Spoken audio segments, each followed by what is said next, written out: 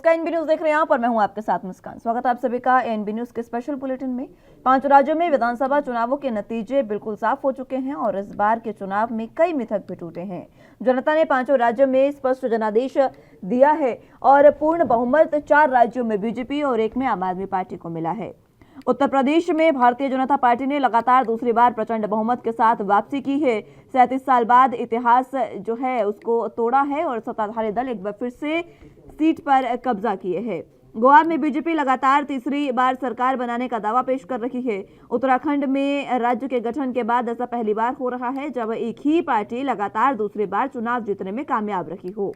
5 में से 4 राज्य बीजेपी के नाम रहे। पंजाब में आम आदमी पार्टी ने जबरदस्त सफलता हासिल की।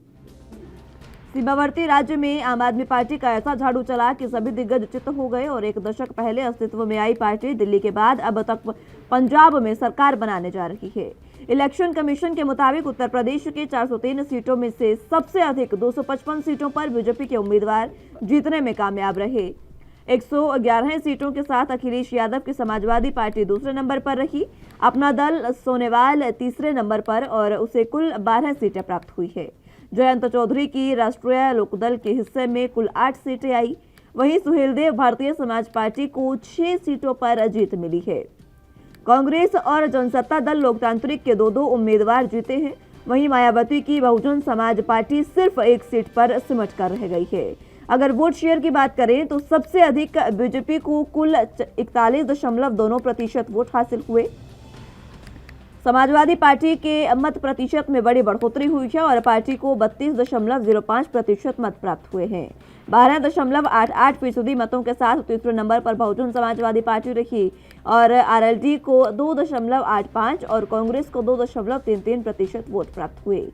इसके अलावा कोई भी दल 1% भी वोट लेने में सफल नहीं हो सका। पंजाब की बात करें तो पंजाब की जनता ने आम आदमी पार्टी को जबरदस्त जनादेश दिया। 117 में से आम आदमी पार्टी को कुल 92 सीटों पर जीत मिली है। 18 सीटों के साथ दूसरे नंबर पर कांग्रेस है। प्रदेश अध्यक्ष नवजोत सिंह सिद्धू और चरणजीत सिंह चन्नी भी अपनी सीट नहीं बचा पाए। शिरोमणि अकाली दल के हिस्से सिर्फ 3 सीटें आई है और पार्टी के तमाम दिग्गज चुनाव हार गए हैं।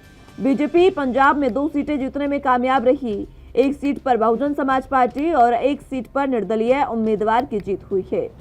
उत्तराखंड में विधानसभा की कुल 70 सीटें हैं, लेकिन अब उत्तराखंड में बीजेपी को 47 सीटों पर जीत मिली है। कांग्रेस के हिस्से में 19 सीटें आई है। बहुजन समाज पार्टी को 2 और 2 सीटों से निर्दलीय उम्मीदवार विजयी हुए हैं। वोट शेयर की बात की जाए तो सबसे अधिक मत बीजेपी के हिस्से आए। पार्टी को 44.33% मतदाताओं ने वोट दिया और कांग्रेस का मत प्रतिशत 37.91% रहा। बीएसपी को 4.82 और आम आदमी पार्टी को 3.31% वोट प्राप्त हुए हैं।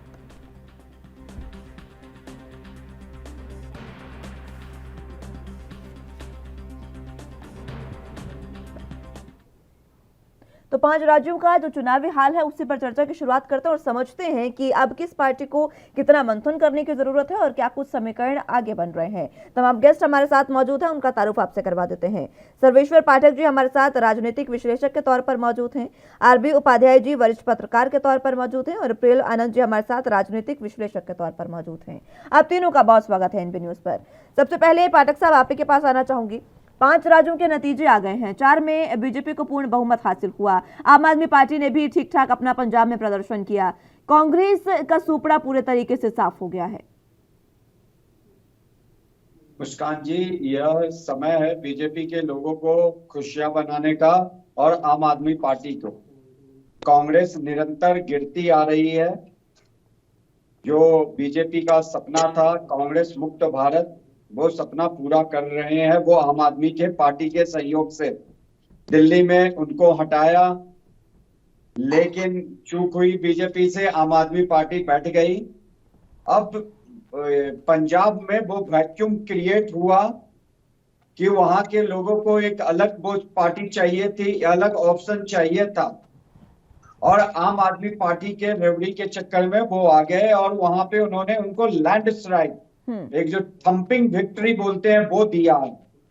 तो हर एक पॉलिटिकल पार्टी और हम जैसे लोगों को भी यह स्वीकार करना पड़ेगा कि चाहे जो भी हो, कल आके उन्हें सरकार चलाने में कोई परेशानी हो और आज मैं आपके चैनल पे बोल देता हूं, भगवंत मान जी कितने दिनों के मुख्यमंत्री बने रहते हैं, ये भी आप रिकॉर्ड कर लेना।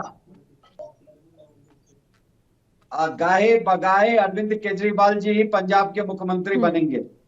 तो यह समय जो हुआ वो हुआ।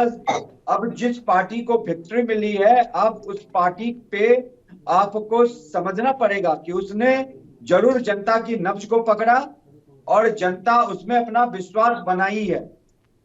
बीजेपी में जनता ने विश्वास बनाया। यूपी में प्रोपेगेंडा करने वाले जर्नलिस्ट से लेके तमाम पॉलिटिकल एनालिस्ट से लेके बहुत सारे न्यूज़पेपर चैनल बहुत बातें उड़ाई कि बीजेपी ने ये किया, दलितों का शोषण किया, ओबीसी को आगे नहीं आने दिया, आरक्षण नहीं दे रही है, युवाओं को रोजगार नहीं मिला।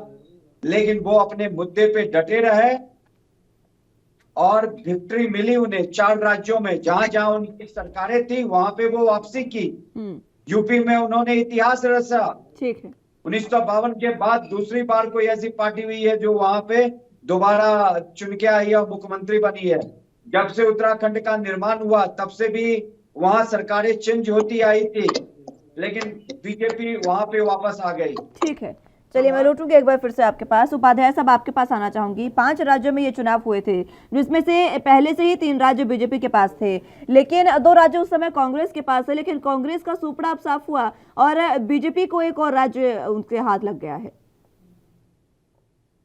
देखिए, कहीं न कहीं जनता ने एक विश्वास व्यक्त किया है और आशीर्वाद दिया है।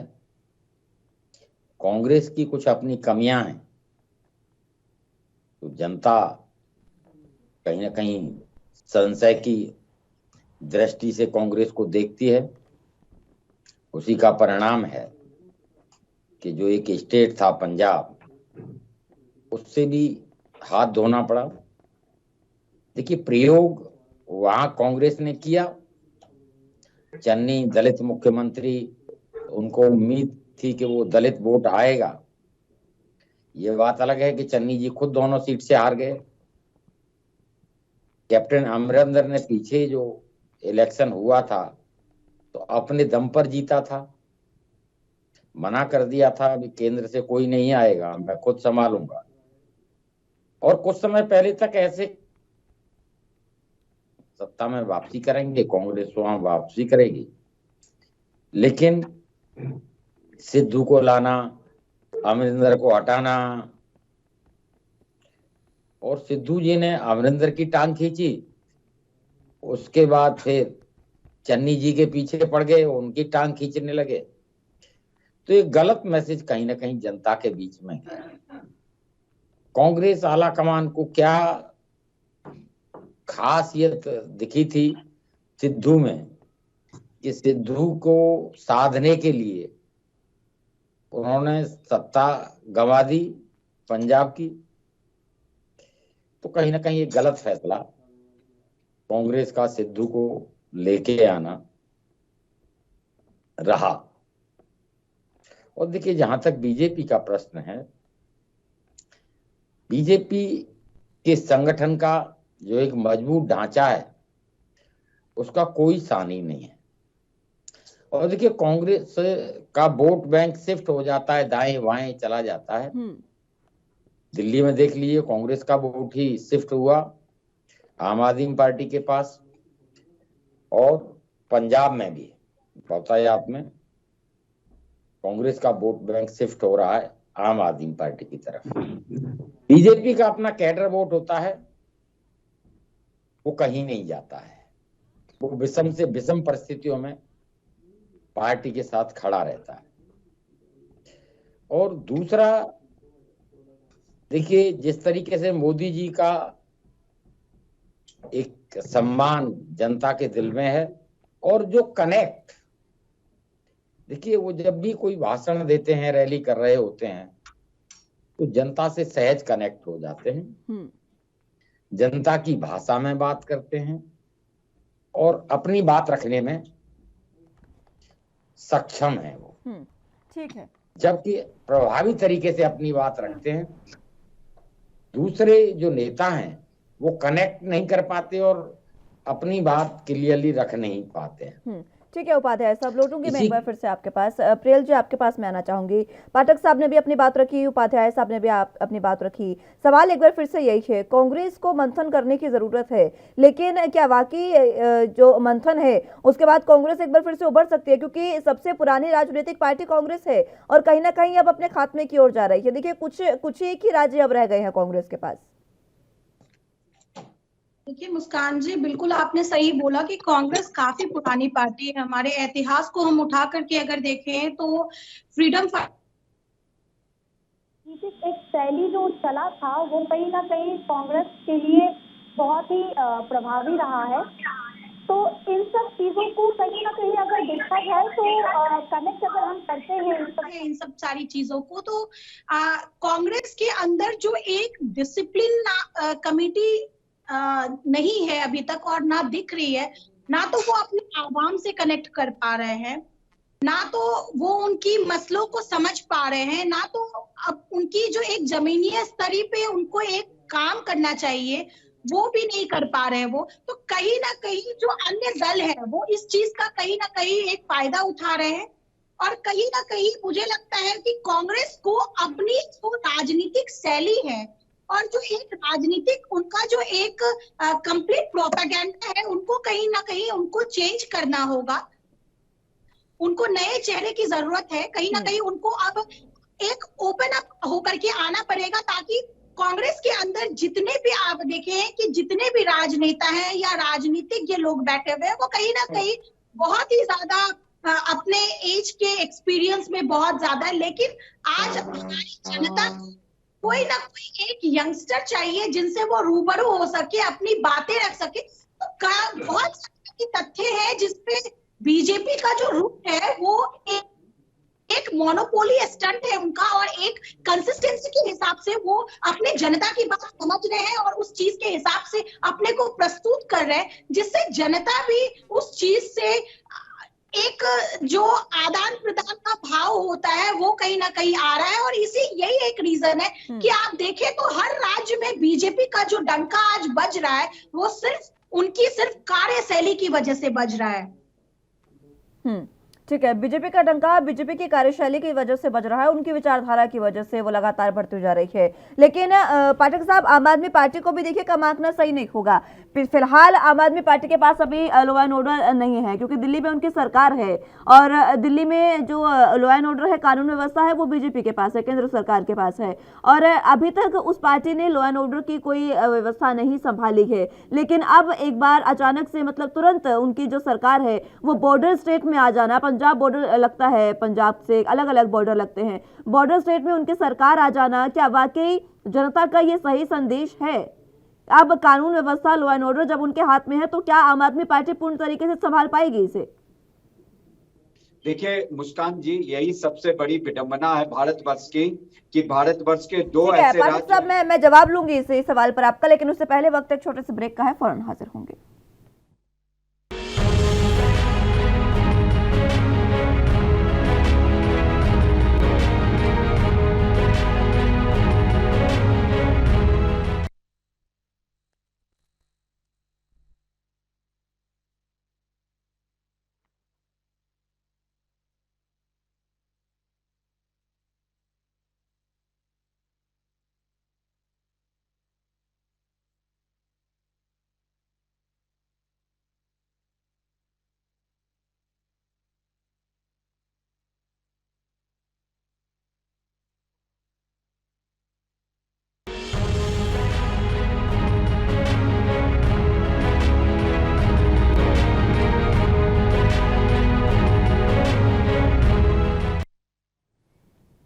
ब्रेक के बाद एक बार फिर से स्वागत आप सभी का। तो चर्चा की शुरुआत एक बार फिर से कर लेते हैं। पाठक साहब, आप अपनी बात पूरी करें।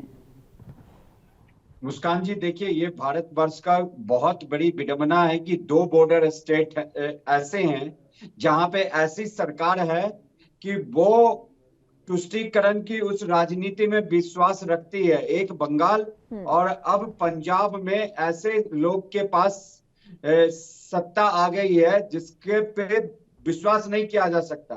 आम आदमी पार्टी इतने दिनों से दूसरे पार्टी पे दोष मढ़ते थे, अब देखिए उनको लैंडस्लाइड विक्ट्री मिली है, यह हमें समझने की जरूरत है, हम इनकार नहीं कर सकते। लेकिन सबसे बड़ी बात जो है कि उनका जो राह है वो आसान नहीं है। वहां पे वो जनता के, वो पंजाब जो है फुल फ्लेज्ड राज्य है, एक बॉर्डर राज्य है, सेंसिटिव राज्य है। वहां की सबसे बड़ी समस्या क्या है? नशाखोरी की समस्या, बेरोजगारी की समस्या, उसके बाद माफिया, रेत खनन माफिया की समस्या, उसके बाद जो वहां का सबसे बड़ा जो समस्या है, जिसके लिए अरविंद केजरीवाल हर बार कोसते थे हरियाणा और पंजाब को, कि दिसंबर जनवरी के महीने में जो दिल्ली में प्रदूषण आता था, अब उनके पाले में आ गया है। अब वो क्या साइंटिफिक रिसर्च करेंगे जो वहां के किसानों को पराली को ना जलाने के लिए रिक्वेस्ट करेंगे और उसका एक अलग सोल्यूशन निकालेंगे। और अभी से लेके दिसंबर तक 6 महीने हैं उनके हाथ में, 6-7 महीने, मतलब 8 महीने हैं उनके हाथ में, 8-9 महीने। तो देख लीजिए कि क्या सोल्यूशन लेके आते हैं। तो उन्हें लैंडस्लाइड विक्ट्री मिली है। जनता का जो विश्वास है उस पे उनको खरा उतरना पड़ेगा, नहीं तो ये जनता किसी को भी सर चढ़ा सकती है तो उतार भी सकती है। आप ये तो यूपी में जाहिर सी देखो, बात है कि जनता बीजेपी अगर के किसी बड़े को बड़े नेता भी चढ़ाएगी, हारे हैं। जनता अगर किसी को कुर्सी पर बिठाएगी तो यू- उसे उतारा जाएगा। जी, मैं वही देखिए, कह रहा हूं ना, यूपी में देखो ऐसा नहीं संदीप है। सोम हार गया, सुरेश राणा जी हार गए, तो बहुत बीजेपी के बड़े बड़े नेता भी हार गए हैं। ठीक है पाठक साहब, लेकिन पुष्कर देखिए सिंह धामी मेरी जी बात मैं पूरी करूं तो देखिए, उनको बिठाया वहां पर पंजाब की जनता ने सत्ता में, ठीक है, लेकिन उनको एक मौका मिलना चाहिए। हालांकि अभी तक उन्होंने नई चीजें संभाली, लेकिन एक मौका तो उन्हें मिलना चाहिए और वो मिला भी है। आप देखेंगे क्योंकि देखिए अभी सरकार बनी भी नहीं है उनकी, अभी तक कोई जो दावा भी है वो भी पेश नहीं किया है। धीरे धीरे समय बीतेगा तो पता चलेगा आम आदमी पार्टी किस तरीके से तमाम चीजों को टैकल करती है। उपाध्याय साहब, देखिए मुस्कान जी, मैंने वही देखिए, कहा मैं आपको कि लौटूंगी समय पाठक साहब तो आपके नहीं पास। पड़ेगा। मैं लौटूंगी आपके पास, उपाध्याय साहब। देखिए मुस्कान, हम लोग टीवी चैनल पर बैठकर तय करेंगे जनता किसको वोट करे, जनता किसकी सरकार बनाए, किसको चुने। ये जनता का अपमान है। जनता की अदालत सर्वोच्च अदालत है, उसका फैसला बहुत सोच समझ कर होता है। जनता को बेवकूफ न समझा जाए। हम लोग टीवी चैनल पर बैठकर डिबेट करें कि भाई ये गलत है वो गलत है, तो जनता को इतनी बेवकूफ नहीं, समझदार पढ़ी लिखी हर चीज को अपनी कसौटी पर कसकर देखती है।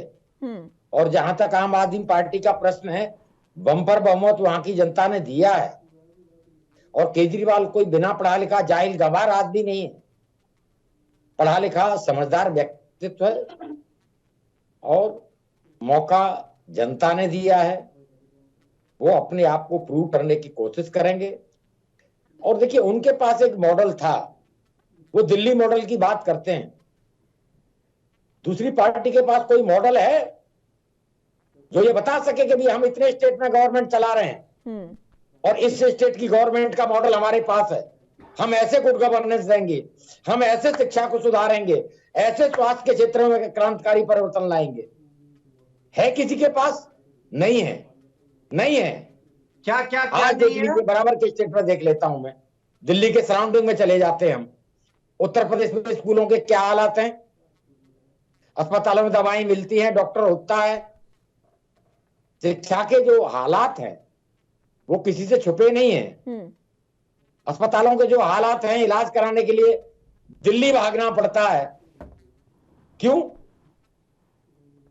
जो भी नेबर स्टेट हैं, जो भी पड़ोसी राज्य हैं, उन्हें सीखना चाहिए, गवर्नेंस का मॉडल देखना चाहिए कि किस तरह स्कूल सुधारे जाते हैं, किस तरह मोहल्ला क्लिनिक बनाए जाते हैं, किस तरह दवा दी जाती है।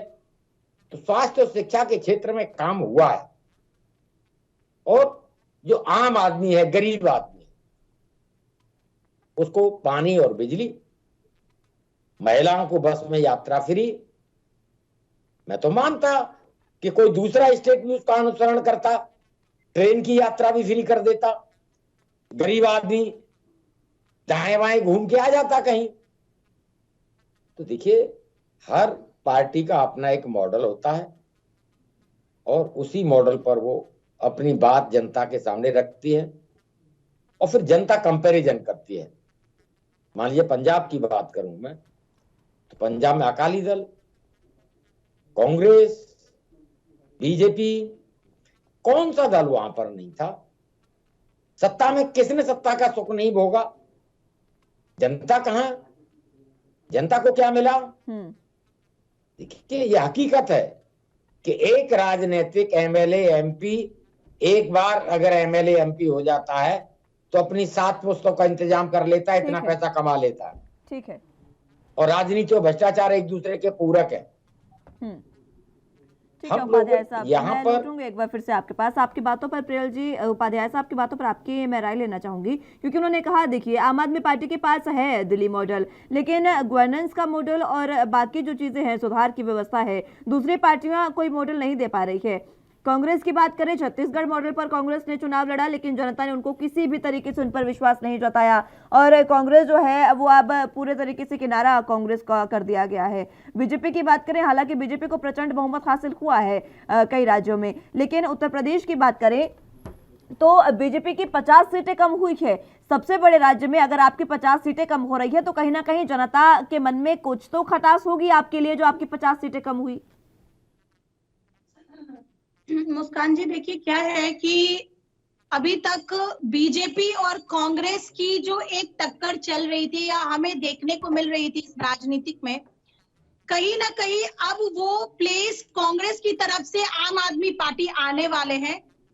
और मैं बिल्कुल इत्तेफाक रखती हूँ कि उपाध्याय जी ने जो भी बोला है वो बहुत ही कटु वचन में बोला है उन्होंने, क्योंकि अगर आप देखें तो आम आदमी पार्टी सेंटर में बीजेपी रहते हुए भी दिल्ली स्टेट में चुनाव वापस से रीगेन इलेक्ट करना और आम आदमी पार्टी का वापस आना, ये कोई छोटी बात नहीं है।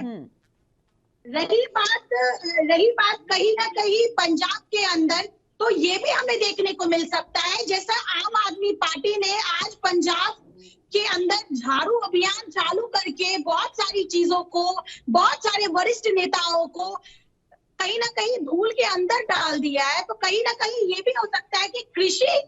फिलहाल बुलेटिन में यहाँ वक्त एक छोटे से ब्रेक का है, फौरन हाजिर होंगे।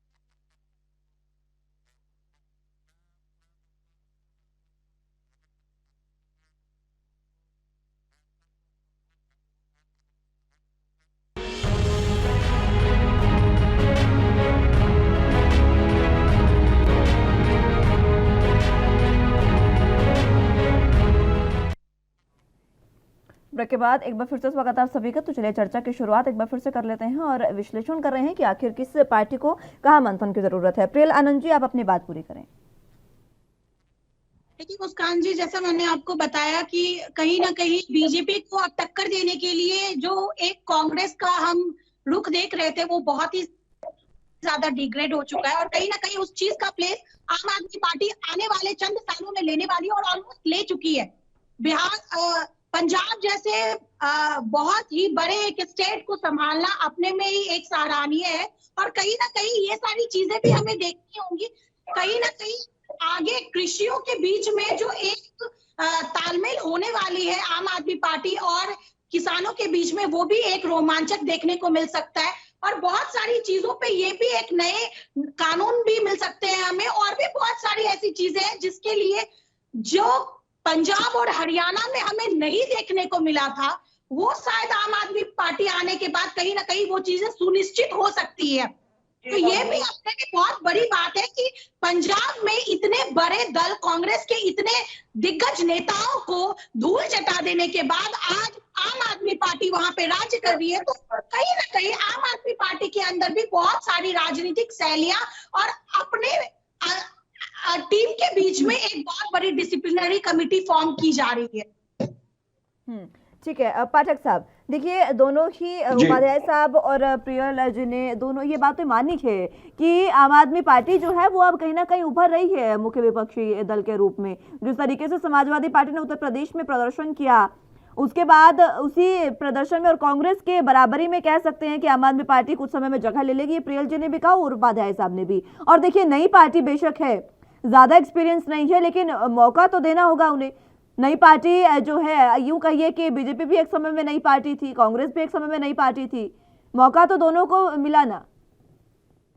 मुस्कान जी, कांग्रेस एक समय में नई पार्टी, कांग्रेस एक ही पार्टी थी एक समय जो भारतवर्ष में आजादी के बाद जो आजादी मिली और हम लोकतंत्र की व्यवस्था को अपनाए, 26 जनवरी 1950 को हमारा देश गणतंत्र बना, तो एक ही पार्टी थी उस समय जो मतलब एक औचित्य में थी। अभी हम ये इतनी जल्दी नहीं कह सकते कि कांग्रेस की अल्टरनेटिव आप हो जाएगी। पंजाब में वो 2017 में भी प्रदर्शन की थी, उन्होंने जीते हासिल की थी, लेकिन सभी ने उसे दरकिनार कर दिया, उसे समझा ही नहीं, उसके माइंडसेट को वहां के समझा ही नहीं कि वो आखिर टेंट कांग्रेस को कर सकती है, क्योंकि कांग्रेस ने बीजेपी और अकाली दल को हटाना था। देखिए अब तो समझ लिया, लेकिन अभी भी कोई एक स्टेट लिया है। आप देखिए जेडीयू इतनी पुरानी पार्टी है, इस बार जाके मणिपुर में 6 सीटें ली हैं। क्यों नहीं जेडीयू बहुत सारी जगहों से खड़ी होती है, वहां से जीत जाती। उसके भी जो पॉलिसीज है डिफरेंट है, वो भी समहाउ कहीं ना कहीं तुष्टीकरण में ही विश्वास रखती है। अपनी अपनी राजनीति, अपनी अपनी विचारधारा एक पाठक साहब होती है, अपनी अपनी एक विचारधारा होती है। और सुनिए, देखिए आपने इस बात पूरी होने दीजिए, ठीक है, मेरी बात पूरी होने दीजिए मुस्कान जी। देखिए दिल्ली जो था एक अर्ध राज्य था, मतलब म्युनिसिपल कॉर्पोरेशन को केवल संभाल रहे थे अरविंद केजरीवाल जी। पंजाब एक फुल फ्लेज राज्य आया है, आप देख लीजिए उसको कैसे संभालते हैं। वो उत्तराखंड में भी गए थे, वहां के लोगों ने उनको रिजेक्ट कर दिया। भले गोवा में उन्हें 2 सीट मिली है, 2 या 1 सीट आप मुझे कंफर्म करिएगा। तो हम इतनी जल्दी नहीं कह सकते। तो आने वाले वक्त में यूपी में भी वो खड़े हुए थे और वो कह रहे थे कि हमारी गवर्नमेंट बनेगी इसलिए सपोर्ट करेंगे। वो क्या हुआ, जमानत जब्त हो गई सबकी। यूपी में आने से पहले सबके सब राम मंदिर में के लिए दौड़ लगा लिए थे। ये वही अरविंद केजरीवाल है जिसने कहा था, मेरी नानी कहती है कि दूसरे के धर्म का घर तोड़ के हम अपने राम का घर नहीं बनाएंगे। और यही अरविंद केजरीवाल है जो उसी अयोध्या मंदिर और हनुमान जी का जब वोट होता है तो हनुमान चालीसा चैनल के सामने बैठ के पढ़ता है। तो ये छद्म रूपी जो छद्म वेश धारण किए हुए है, कांग्रेस की अल्टरनेटिव पॉलिटिक्स लेने में इसको अभी समय लगेगा। भले कांग्रेस अपने विलुप्त के कगार पे है, लेकिन इतनी जल्दी इतनी बड़ी ग्रांड ओल्ड पार्टी का जगह ये कभी नहीं ले सकती, क्योंकि इसकी जो नीतियां हैं वो देश के लिए अच्छी नीति नहीं है। आप हम देख लेंगे, उसको समय तो दीजिए पंजाब संभालने के लिए। अभी तो भगवंत मान सीएम भी नहीं बना है, वो कितने दिन का सीएम बनता है ये भी देख लीजिए। ठीक है, देखिए पाठक साहब, बेशक आपको ये बात बुरी लगे, लेकिन देखिए सीएम कोई भी हो, बेशक आम आदमी पार्टी का हो, बेशक बीजेपी का हो, बेशक कांग्रेस का हो, इज्जत सबको मिलनी चाहिए। भगवंत मान सीएम बने, बहुत अच्छी बात है, और उनको जनाधार मिला, इसलिए उनके बारे में भी अगर आप बात करें तो थोड़ा सा इज्जत से शब्दों का इस्तेमाल अगर करें तो ज्यादा बेहतर होगा। बोला मैंने, कहा ना भगवंत मान जी को पहले सीएम ठीक है उपाध्याय साहब, एक व्हाट्सएप ट्विटर पे बहुत अच्छी चीज चली कि मॉक केजरीवाल ने को भी सर्टिफिकेट सत्ता लेना संभाली और चाहिए। एक ओल्ड मॉक पाठक ने जी भी से सत्ता जाके संभाली। तो पाठक हमें जी वही बताएंगे पंजाब कौन में नेता देखने को सही है मिल रहा कौन है। गलत है। टीवी चैनल पर बैठकर डिसाइड करेंगे कि कौन आतंकवादी क्या? है, कौन देश के लिए हितकर है। देश और धर्म और जाति का सर्टिफिकेट पाठक जी बांटेंगे। अगर उपाध्याय जी आप जनता जर्नलिस्ट होके ये बात जनता नहीं और जनता की समझोगे तो अदालत। फिर आप किस बात के सुन जर्नलिस्ट हो? लें मैं नहीं बोला जब आप बोल रहे मैंने थे। पहले भी कहा था, आप मुझे काटते थे कि यूपी में जनता बीजेपी का सुपड़ा साफ होगा, आप इस जनता बात ने में विश्वास रखते थे। मैं जनता ने कहता बड़े था बड़े कि नेताओं सीटें को कम धूल होंगी चटा लेकिन दी, आएंगी, और बड़े बड़े आई नेताओं को बीजेपी की धूल नहीं चटा दी आई। जनता ने। उन्हें इस लायक जो नहीं समझा। पार्टी की जो खमियां है, बीजेपी की आज अपने सीटें भी घर कम बैठेंगे। हुई है यूपी में, ये भी तो अगर नुकसान हुआ जनता ने बीजेपी को। चुना है, जनता ने एक मैंडेट दिया है, तो जनता का सम्मान करना आप भी सीखें। जनता ने मैंडेट दिया है जनता की आपको, अदालत का सम्मान आप करना सीखें। देखें उसको स्टेट जनता ने जिसको संभालने चुना से। उसका सम्मान करना सीखें। भगवंत मान जी कितने दिन के सीएम बनते आप हैं, नहीं ये चुन रहे देखिए किसी अभी। को, आप किसी को मुख्यमंत्री नहीं अभी बना कुछ रहे हैं। निर्णय पे पहुंचा नहीं जा सकता। आपका उतना बड़ा कद नहीं है कि जनता से बड़ा कद हो आपका जाएगा बहुत मेरा और बड़ा कद आपका। है। आप तो समाजवादी पार्टी को सत्ता दे रहे थे, क्या हो गया? क्या हो गया समाजवादी बताओ ना। पार्टी को सत्ता मैं नहीं, देखिए 400 कोई सीट मैं लेके और आने आप नहीं वाला दे था। सकते। तीसरी सत्ता फ्लिप में देती ही है, वो बोल सत्ता रहा देती था, है उसने जनता। बोला कि हमें तो बहुमत सत्ता मिल गई, देने का काम उपाध्याय ने नहीं किया कभी। हम डबल सेंचुरी मार आप देंगे। लोग कर सकते हैं किसी की चापलूसी, पड़ा तो कहा गया आप किसी आपका पार्टी के आंदोलन। प्रवक्ता हो सकते हैं। हम पर आप सुबह से अपने- शाम तक हम आप 4 भी चैनल पर अपनी होते हैं, तो 4 लिमिट मर्यादा में पार्टी रख के लोग के अपने अपने करिए। तरीके से नैरेटिव सेट करने की कोशिश करते हैं। लेकिन मैं फिर भी अपने कहूंगा तरीके का कि जनता का मुझे सम्मान समझिए। करिए, मैं जो बोलता हूँ और जनता ने जिन डंके की चोट पे जनप्रतिनिधि को बोलता चुना हूं। है उनका सम्मान करिए। आपके लिए भी भला है, लोकतंत्र के लिए भी भला है। ठीक है, देखिए ठीक है, चलिए, ठीक है। लोकतंत्र में जनता ने देखिए एक चीज और है, मैं बार बार कह देखिए रहा हूँ विकल्प मिलना चाहिए जनता को। स्टेट है पंजाब, जनता विकल्प तलाश रही है। कितने दिन के सीएम जनता राजनीति में रिफॉर्म चाहती है। जनता चाहती है नए लोग आगे आए, ईमानदार लोग आगे आए, काम करें। राजनीति का जो अपराधीकरण हो रहा है, राजनीति का जो व्यवसायीकरण हो रहा है, ये लोकतंत्र के लिए खतरा है। ठीक है। और राग दरबारी लोग जो पैदा हो गए, राग दरबारी लोग जो पैदा हो गए, उन्हें गलत सही कुछ नहीं नजर आता। वो दूसरा ही चश्मा है जिससे लोग आकलन करते हैं। बिल्कुल। और देखिए आंकलन का हर किसी का अपना अपना तरीका होता है। पाठक साहब, जिस तरीके से आपने कहा कि आप तो समाजवादी पार्टी को कह रहे थे कि सरकार बनेगी, हर शख्स का आंकलन का अपना अपना तरीका होता है। देखिए बहुत से सिर्फ उपाध्याय साहब ही नहीं, पाठक साहब, बहुत से ऐसे लोग थे जो ये कह रहे थे कि समाजवादी पार्टी की सरकार बन सकती है, नहीं तो समाजवादी पार्टी जो है वो कहीं ना कहीं टक्कर दे सकती है। और ये भी आप इसी बात से भी आप नकार नहीं सकते, समाजवादी के बीच में हो गया हो। ये देखने तो लिए बहुत अच्छी है और वाकई में बहुत सारी है। देखिए हमारे और आपके कहने से कुछ नहीं होता है मुस्कान जी। जनता बेवकूफ नहीं है, जनता भी सोचती है, जनता भी चाहती है कि नए चेहरे को हम एक अवसर दे, आगे आने को दे और उनके साथ भी हम वो रूबरू हो और उनके साथ भी काम करें। जिनके पांव के नीचे एक सिल्क का चप्पल हो, वो क्या समझेंगे बिना खाली पांव कंकर पे चलने की दर्द क्या होती है। तो यूपी इलेक्शन में भी यही चीज देखने को मिला है। अगर अखिलेश यादव जी ने लोकतंत्र की हत्या बोला है तो कहीं ना कहीं उनको ये भी समझना चाहिए था कि भगवा के रंग में जो योगी आदित्यनाथ जी, जो माननीय होने वाले सीएम हमारे सामने है, वो कहां से आए, किस मुकाम से उठ के और किस मुकाम पे पहुंचे हैं। तो कभी ना कभी जमीनी स्तरीय पे हर चीज को देखना जरूरी होता है, चाहे वो पंजाब के अंदर हो, चाहे वो यूपी के अंदर हो और अन्य हर राज्यों के अंदर हो। हर दलों को एक मौका जरूर देना चाहिए। हम ये भी नहीं कह सकते कि सपा की सरकार, आप देखिए 2014 में 47 सीट थी और आज की इलेक्शन में उनकी 111 सीट है, if I am not mistaken. बिल्कुल बिल्कुल। तो बहुत सारी चीजें हैं, आप किसी भी दल को चुनौती नहीं दे सकते क्योंकि आवाम की ये कुर्सी है। अगर आवाम अपनी कुर्सी पे बिठाना जानती है तो आवाम उस कुर्सी से उठाना भी जानती है। बिल्कुल। तो ये लोकतंत्र का राज है, यहाँ पे यंत्र तंत्र नहीं चल सकता।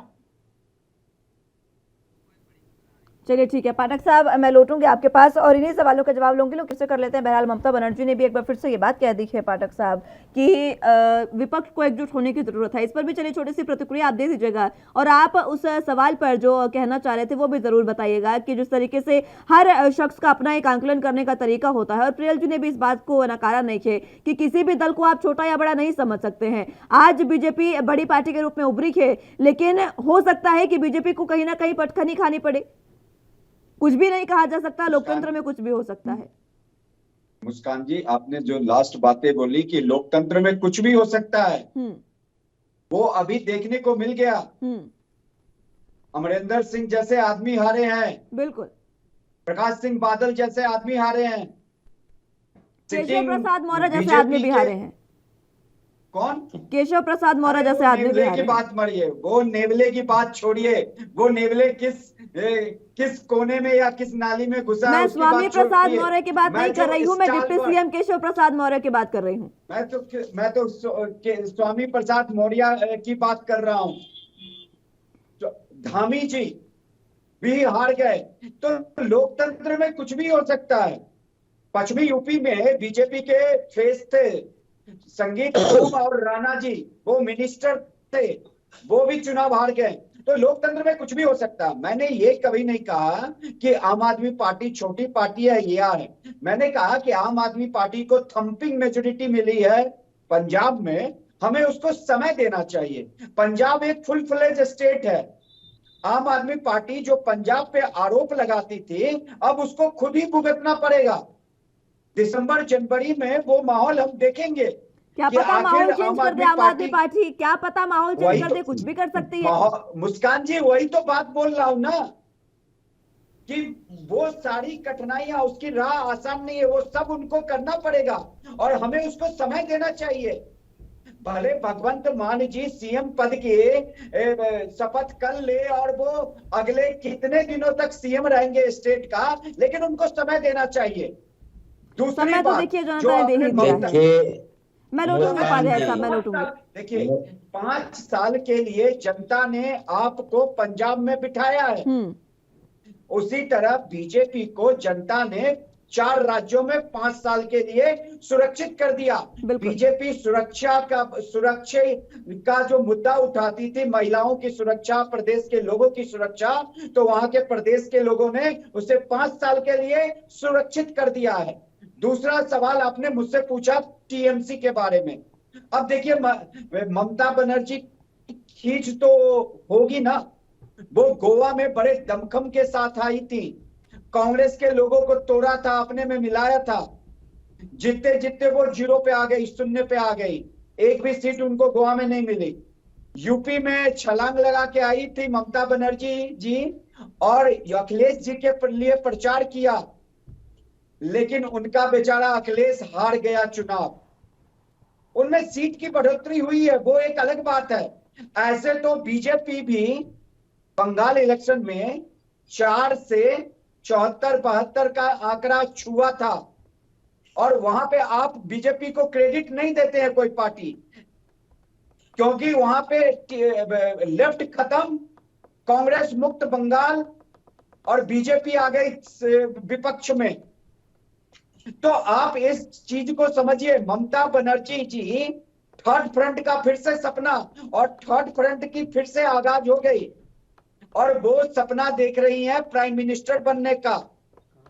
जो इन जितने भी रीजनल पार्टी के नेता हैं, ये सपना उनकी जिंदगी के साथ ही चला जाएगा।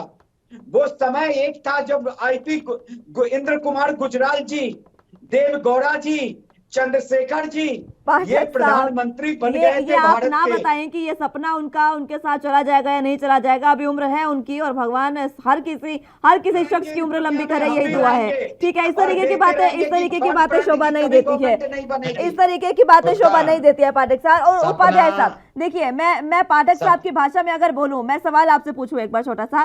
पाठक साहब की भाषा है ये कि पंजाब में कैप्टन अमरिंदर हारे और सीएम चन्नी हारे, नवजोत सिंह सिद्धू हारे और उत्तराखंड में धामी जी हारे हैं, केशव प्रसाद मौर्य जी हारे हैं और उधर से नेवला, इस तरीके के शब्द आप जरा बताएं। देखिए, पाठक जी को प्रवक्ता बन जाना चाहिए। केशव स्वामी प्रसाद मौर्य जी ने अपने आप को सबके सामने में नेवला बोला था। मैंने क्या गलत बोल दिया? आप उपाध्याय जी से पूछ लीजिए, ये पब्लिक डोमेन में है कि मैं वो उन्होंने अपने नेवला आप को हूं कुछ भी जो बोला इन हो दोनों पाठक साहब, नातों को उन्होंने टुकड़े अपने कर आप को दूंगा। कुछ भी बोला हो, मैंने कुछ गलत बोला है क्या? उन्होंने अपने आप को पी ले। कुछ भी बोला हो। पाठक जी पानी पी ले, अरे अपने आप पानी को पी कुछ ले। बोला कैसे? आप अपने आप को मुस्कान पब्लिकली कुछ बोल देगी तो लोग अगर उस पे कहे तो आप उस पे प्रश्न चिन्ह कैसे लगाएंगे? वो पब्लिक डोमेन में मीडिया में आके बोला है, मैं वो नेवला हूं जो इन दोनों नागनाथों को खत्म कर दूंगा, टुकड़े टुकड़े कर दूंगा। तो भाई वो नेवला कहाँ है? वो पूरा अधिकार है सपने देखने का, महत्वाकांक्षी। देखे ममता बनर्जी जी, देखे सपना, व्यक्ति महत्वाकांक्षी होता है प्रधानमंत्री बनने के लिए। ये सपना कभी माननीय सुश्री मायावती जी ने भी देखा था, और आज कहाँ है बेचारी मायावती जी? नहीं, केशव कौन प्रसाद जी मौर्य ने भी आपके सपना देखा कहने था, से उपाध्याय साहब, केशव प्रसाद मौर्य ने भी सपना हाँ, देखा था डिप्टी सीएम की दावेदारी पेश करने का, लेकिन देखा बेचारे था। अपनी सीट भी नहीं बचा पाए। बताएं। देखिए मुस्कान जी को डिप्टी सीएम थे, और अगर जीत के आते तो फिर से बनते। ये दुर्भाग्य है। धामी जी उनकी सीएम हार थे, उनकी ये हार उनका दुर्भाग्य हो गई। दुर्भाग्य ठीक है, कि ठीक है, नहीं जीत ठीक है, पाए। कोई बात नहीं, कोई बात नहीं। कोशिश उपाध्याय साहब, करेंगे आप इनका अपनी बात फेडर करें। डाउन करा दें। जब इनका नंबर आए तो खूब बोले, कोई बात नहीं, उपाध्याय लेकिन साहब दूसरे आप की अपनी सुने बात भी। रखें। उपाध्याय जी बोलिए, बोलिए उपाध्याय जी, माफी चाहता ममता हूं, जी, मैंने आपका समय ले लिया। ममता जी को पूरा अधिकार है, और राजनीति में जो भी राजनीति कर रहा है, हर राजनीतिक व्यक्ति महत्वाकांक्षी होता है। और गडकरी जी ने साफ कहा एक मंच पे, एमएलए है तो वो एमपी बनने की सोचता है, एमपी बन जाता है, मिनिस्टर बनने की सोचता है, मिनिस्टर बन जाता है, तो पीएम बनने की सोचता है। गडकरी जी ने कहा, नितिन गडकरी सार्वजनिक तौर पर कहा।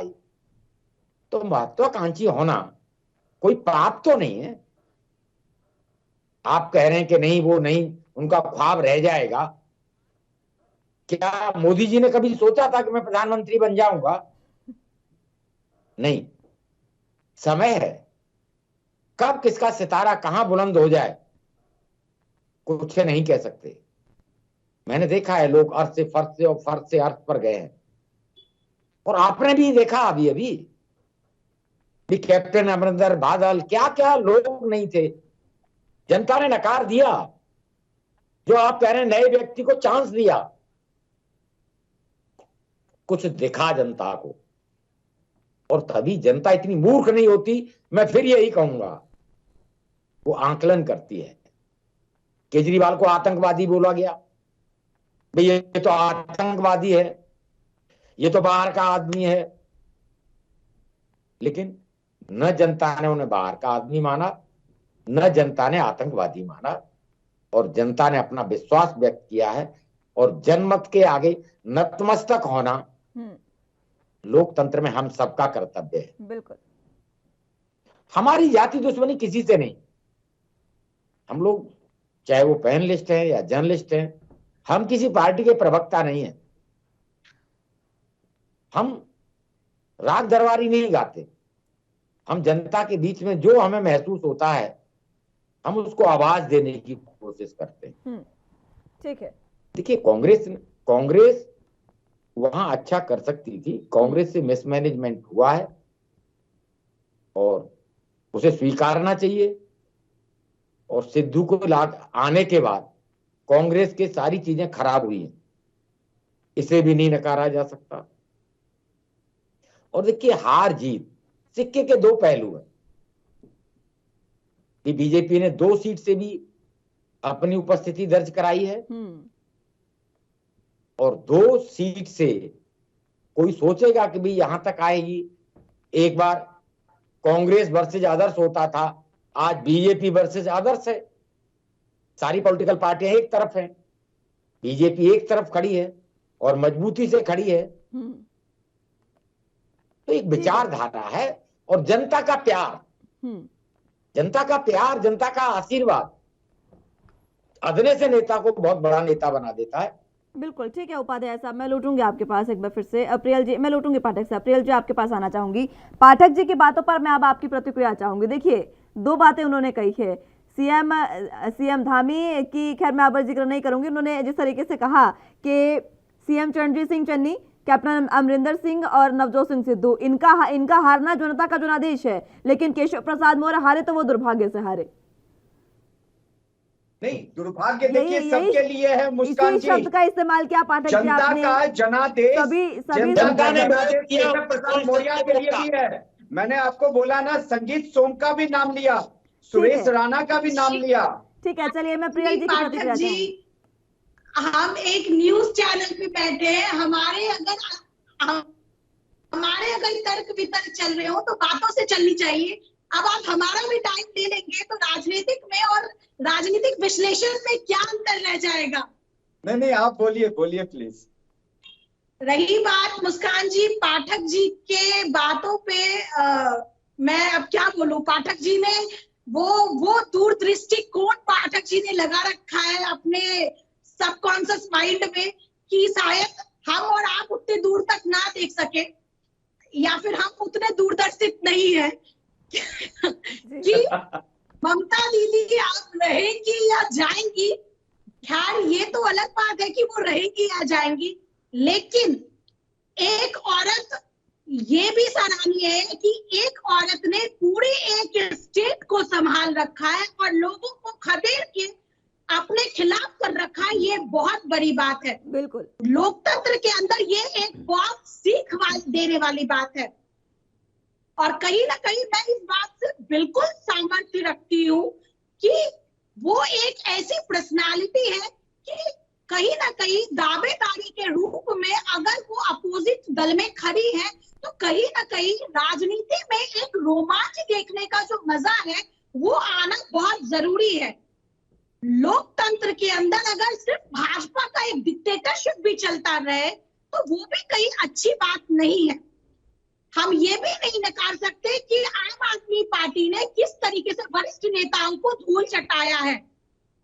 तो कहीं ना कहीं शुरुआत हर इंसान की एक छोटे पैदान से ही होती है और वो एक ऊपर के बहुत ऊपर तबके तक जाती है। जिस तरीके से कांग्रेस ने करी, कांग्रेस ने वो चीज शायद मेंटेन नहीं करी क्योंकि उनके अंदर जो एक डिसिप्लिनरी कमेटी रहनी चाहिए कहीं ना कहीं उनके नेताओं के अंदर वो नहीं थी। तो जमीन स्तरीय से कहीं ना कहीं जनताओं के साथ जब तक आप रूबरू होंगे वो दल हमेशा ही ऊपर रहेगा, चाहे वो भाजपा हो, कांग्रेस हो, सपा हो या आम आदमी पार्टी हो। हम और आप किसी इंसान की विचारों पे प्रतिबंध नहीं कर सकते हैं, लेकिन उन राजनीतिक शैली पर जरूर हम प्रतिबंध और प्रत्यारोप लगा सकते हैं जिस जगह पे वो गलत हो, जहां पे उनकी एक वितर्क जो है वो गलत जा रही हो। ठीक है अप्रियल जी। पाठक साहब समय की कमी है, आप भी अपनी बात रख दें मात्र 30 सेकंड। जी बताएं। 30 सेकंड। देखिए, हमने ममता बनर्जी से पहले मायावती जी को चीफ मिनिस्टर बनते देखा, उससे पहले जयललिता जी को देखा, लेकिन ये लेडी अगर चुनाव मतलब जीती हैं तो कभी भी अपने विरोधियों के जो महिला वर्कर्स थे उसको अपने गुंडों या अपने पार्टी के कार्यकर्ता के द्वारा रेप नहीं करवाया है। और ममता बनर्जी ऐसी दुष्ट लेडी है जो बंगाल में बीजेपी के कार्यकर्ता को घर तक छोड़ना पड़ा है, खुला छूट दे दिया अपने टीएमसी के गुंडे को। और सुप्रीम कोर्ट को वहां पे पुलिस स्टेशन में एफआईआर भी दर्ज नहीं हो रहा था। ठीक है, कोलकाता हाई कोर्ट को एफआईआर दर्ज करना पड़ा है। ठीक है पाठक साहब, मेरी एक विनती रहेगी छोटी सी आपसे, जरा बीजेपी से बाहर निकल कर अगर आप तमाम स्थितियों को देखेंगे तो आप बाकी चीजों को भी समझ पाएंगे। बहुत बहुत शुक्रिया आप तीनों का हमारे साथ जुड़ने के लिए और तमाम अहम चर्चा हमारे साथ करने के लिए। समय की कमी है पाठक जी, बहुत बहुत शुक्रिया आप सभी का हमारे साथ जुड़ने के लिए। लेकिन 5 राज्यों में जो चुनाव हुए, 4 में बीजेपी को बहुमत है और 1 में आम आदमी पार्टी पंजाब में पूरे तरीके से सत्ता पर काबिज होने को आतुर है और तैयार भी है। जनता ने जनादेश उनको दिया है। अब देखना होगा कि बाकी के 4 राज्य जहां पर बीजेपी को बहुमत है और पंजाब में किस तरीके से सरकार अगले 5 साल तक काम करती है और जनता के जनादेश का सम्मान करती है। फिलहाल के लिए मेरे साथ बस इतना ही। तमाम अहम खबरों के लिए आप देखते रहे एनबी न्यूज। नमस्कार।